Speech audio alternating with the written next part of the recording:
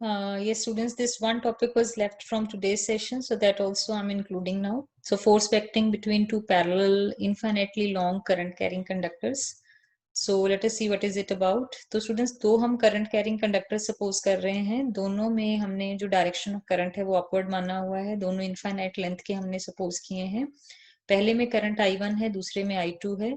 अब स्टूडेंट्स देखिए सिचुएशन क्या है, हमें ये पता लग गया है कि एक करंट कैरिंग कंडक्टर को जब हम एक्सटर्नल फील्ड में रखते हैं तो वो फोर्स एक्सपीरियंस करता है.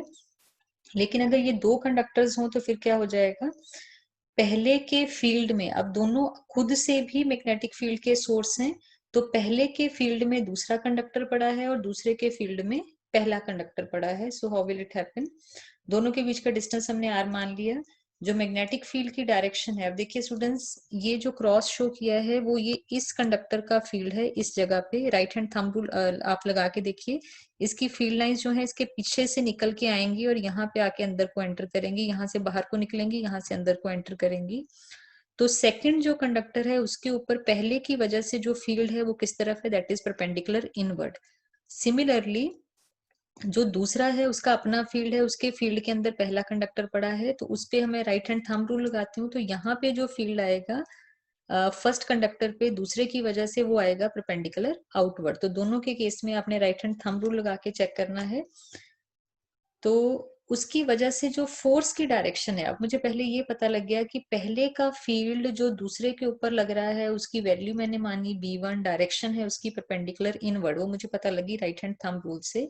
मैंने फाइंड क्या करना था कि ये वाला जो कंडक्टर है इसके ऊपर इसके फील्ड की वजह से फोर्स किस तरफ लगेगी, तो मुझे क्या यूज करना पड़ेगा, Fleming's left hand rule.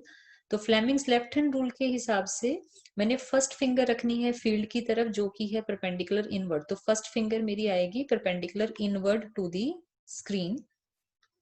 Second finger जो है वो करंट की तरफ है, तो करंट अपवर्ड है, तो सेकेंड फिंगर को मैंने रखना है in the upward direction, in the same direction is that of current. तो थंब मेरा ऑटोमेटिकली हो जाएगा टुवर्ड्स दी फर्स्ट कंडक्टर, तो फोर्स की जो डायरेक्शन होगी that is towards the first conductor. तो ये मेरे पास फोर्स की वैल्यू आ गई. तो मैग्नेटिक फील्ड यहाँ पे आपने दो चीजें आपने लिख देनी है, direction of magnetic field on second conductor can be found using right hand thumb rule and direction of force can be found using the Fleming's left hand rule. अब जो फील्ड की डायरेक्शन है स्टूडेंट्स, जब field की मैं बात कर रही हूँ तो फील्ड किसका है, पहले कंडक्टर का. फोर्स किस पे लग रही है, सेकंड कंडक्टर पे लग रही है. तो फील्ड जो है पहले कंडक्टर का वो किसके करंट पे डिपेंड करता है, इसके अपने करंट पे, यानी कि I1 के ऊपर. जिसका फील्ड है उसी के करंट के ऊपर डिपेंड करेगा. लेकिन फोर्स की वैल्यू जो होती है that is IL cross B, यहाँ पे करंट किसका होता है, यहाँ पे फील्ड तो जिस भी वजह से हो गया वो I1 के ऊपर डिपेंड करेगा, लेकिन फोर्स जिसके ऊपर लग रही है करंट उसका आना है. तो यहाँ पे करंट किसका करंट की वजह से फोर्स लग रही है, इसके अपने करंट की वजह से. तो जब फोर्स निकालनी है तो करंट उस कंडक्टर का लेना है जिसके ऊपर फोर्स लग रही है, और जब फील्ड निकालना है तो फील्ड का जो भी सोर्स है उसका करंट लगेगा. ठीक है, तो फील्ड B1 जो है that is equal to, straight conductor के लिए फॉर्मूला हमने पढ़ा था mu not upon 4 pi 2I upon R. तो वो एक 2 से 2 कैंसिल करके नीचे 2 पाई हो गया है, ऊपर वाला 2 कैंसिल हो गया है. ये फील्ड है पहले कंडक्टर का.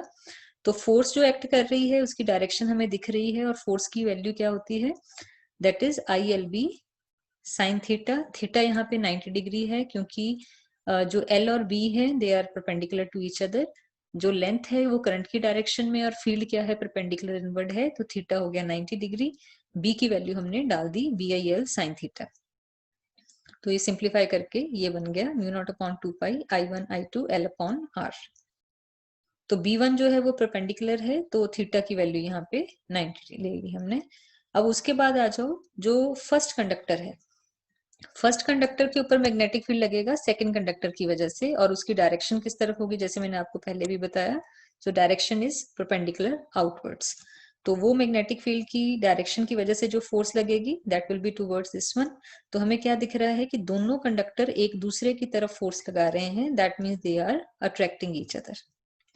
तो मैग्नेटिक फील्ड जो है वो इस तरह से आएगा और जो फोर्स की वैल्यू आ जाएगी दैट विल बी दिस. तो ये आपके पास फोर्स की वैल्यू आ गई। तो क्लियरली आपको क्या दिख रहा है, दोनों फोर्सेस चाहे पहले के करंट की वजह से दूसरे में है या दूसरे के करंट की वजह से पहले में है, दोनों फोर्सेस की वैल्यू जो है that is exactly same. Current की वैल्यू इनवर्सली डिस्टेंस पे डिपेंड कर रही है, डायरेक्टली दोनों के करंट के ऊपर डिपेंड कर रही है और लेंथ ऑफ द कंडक्टर के ऊपर डिपेंड कर रही है। तो जो एंगल है दोनों केसेस में 90 डिग्री है। तो दोनों केसेस में फोर्स जो है वो सेम है।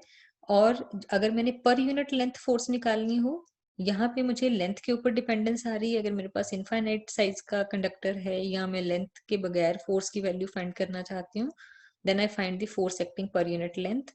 और force acting per unit length जो है that is in this unit. अगर फोर्स की वैल्यू हो तो न्यूटन में आएगी, अगर पर यूनिट लेंथ है तो न्यूटन पर मीटर में आएगी। So answer is mu not upon 2 pi I1 I2 upon R. So this is the expression of the force acting between two current carrying conductor which are lying close to each other. और ये formula students जो है वो force पर unit length का है, total force का नहीं है। टोटल फोर्स है तो लेंथ से मल्टीप्लाई करना पड़ेगा। एक और इम्पॉर्टेंट चीज स्टूडेंट्स, अगर दो कंडक्टर हैं अलग अलग लेंथ के हैं तो जो भी शॉर्टर कंडक्टर है सिर्फ इतने रीजन में फोर्स एक्ट करेगी। तो जो भी शॉर्टर कंडक्टर है फिर आपने लेंथ उसकी लेनी है, तो लॉन्गर वाले कंडक्टर की लेंथ नहीं लेनी है।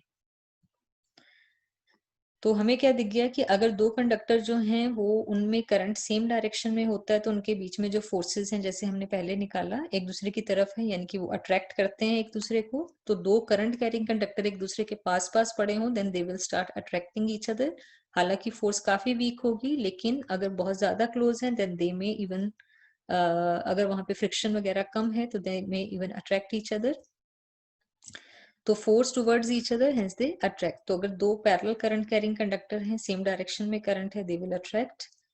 और अगर ऑपोजिट डायरेक्शन में है, अगेन आप Fleming's left hand rule apply करके चेक कर सकते हो, in that case they will repel each other. तो ऑपोजिट डायरेक्शन में करंट है तो रिपल्शन होती है, और अगर सेम डायरेक्शन में करंट है तो अट्रैक्शन होती है। So this is what we can find using the Fleming's left hand rule and right hand thumb rule. इन दोनों को यूज करके हम ये चीज फाइंड कर सकते हैं। And after that, the last topic that we had, that is a definition of ampere. तो इसी फॉर्मूले से स्टूडेंट्स की definition of ampere आती है, that is force acting per unit length. उसका फॉर्मूला हमें पता है ये है। तो अगर हम I1 और I2 दोनों की वैल्यू 1 एम्पियर मान लें और R 1 मीटर मान लें तो F कितना आ जाएगा। देखिए ये फॉर्मूला था हमारे पास, F पर unit length mu not upon 2 pi that is I1 I2 on R. अगर ये सारी टर्म हो जाए 1, सबको I1 I2 R सबको 1 मान लिया, तो F अपॉन L की वैल्यू क्या आ जाएगी, म्यू नॉट अपॉन 2 पाई। तो इसको मैं ये लिख सकती हूँ ट्वाइस म्यू नॉट अपॉन 4 पाई। तो ये क्या बन जाएगा, म्यू नॉट अपॉन 4 पाई कितना होता है 10 की पावर -7। तो F पर यूनिट लेंथ कितना हो जाएगा, दिस मच न्यूटन पर मीटर। तो यानी कि दो करंट कैरिंग कंडक्टर्स में करंट की वैल्यू 1 एम्पियर हम कब बोलेंगे, अगर हम उन दोनों को 1 मीटर डिस्टेंस पे एयर पे रखें और उनके बीच में जो फोर्स पर यूनिट लेंथ एक्ट कर रही है that is 2 × 10⁻7, then we say they are carrying a current of 1 ampere each. ठीक है, तो दिस इज द डेफिनेशन। ये क्वेश्चन स्टूडेंट्स यहाँ तक CBSE में पूछा गया था last year. Find the expression for force acting per unit length between two current carrying parallel conductors and hence define SI unit of current, right? तो representation इनके बीच में किस तरह से है, इस तरह से फील्ड है, दोनों कंडक्टर एक दूसरे के फील्ड के अंदर पड़े हैं। अगर तो वो दोनों में करंट की डायरेक्शन सेम है तो यहाँ पे आपको फील्ड लाइंस में दिख रहा है अट्रैक्शन है, और अगर दोनों में ऑपोजिट डायरेक्शन में करंट है तो field is in the such a way that they are repelling each other. All right, students. So with this, our today's session is concluded.